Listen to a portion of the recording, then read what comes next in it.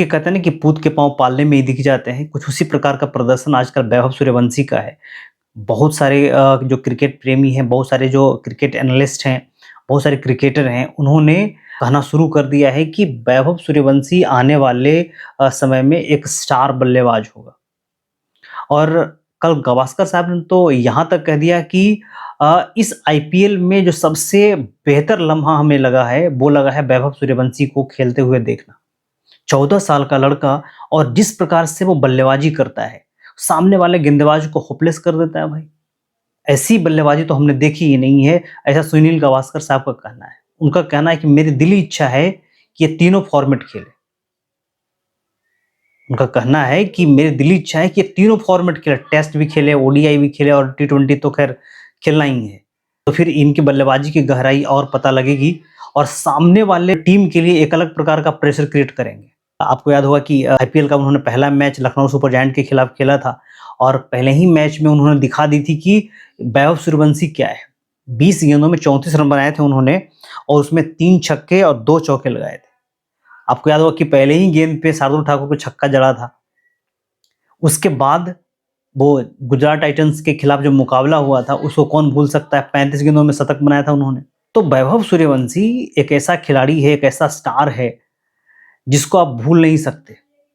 जल्द ही वो आपको इंटरनेशनल क्रिकेट में आपको दिखेंगे। और कल तो हद पार हो गई भाई। जिस प्रकार से पंजाब किंग्स के खिलाफ बैटिंग कर रहे थे, लग रहा था फिर से वही शतक आ जाएगा। 15 गेंदों में 40 रन बनाए, 4 छक्के लगाए और 4 चौके लगाए। गजब किस्म की बल्लेबाजी। मैं आपको बताऊं कि मार्को एंसन को पहले ही बॉल पे छक्का मारा। मार्को एंसन के 1 ओवर में 2 छक्के लगाए। उसके बाद बार्लेट आया, बार्लेट के 1 ओवर में 2 चौके लगाए। उसके बाद अर्शदीप सिंह पकड़े गए। अर्शदीप सिंह के एक ही ओवर में 16 रन कूट दिए, 2 छक्के और 1 चौके लगा दिए। और 15 गेंद खेले, एक भी सिंगल नहीं लिया। समझिए कि 15 गेंद में 40 रन बनाए। वो तो हरप्रीत बरार का शुक्रिया मनाइए कि पीवीएस के बच गया। उनके दूसरे गेंद पे चौका लगा, लेकिन वैभव सूर्यवंशी का विकेट लेने में कामयाब रहे। कल जिस प्रकार से बैटिंग करी है भाई साहब, मुझे समझ में आने लगा कि वैभव सूर्यवंशी कोई तुक्का खिलाड़ी नहीं है। भले ही उम्र छोटी हो, लेकिन सोचिए कि जैसे जैसे उम्र बढ़ेगा, एक कॉन्फिडेंस आएगा, तो कितना खतरनाक खिलाड़ी होगा ये। कुछ दिन पहले ही जिमी एंडरसन का बयान आया था। उन्होंने कहा था कि जो आईपीएल में लड़के खेल रहे हैं इंडिया के, बेखौफ बेबाकी से बैटिंग करते हैं भाई, इनको हल्के में मत आंकना। और सही बात है। चाहे यशस्वी जायसवाल की बात कर लीजिए, चाहे वैभव सूर्यवंशी की बात कर लीजिए, आयुष मात्रे की बात कर लीजिए, प्रियांश आर्या की बात कर लीजिए, जो नए स्टार आए हैं वो तो विराट कोहली और रोहित शर्मा से भी खतरनाक है।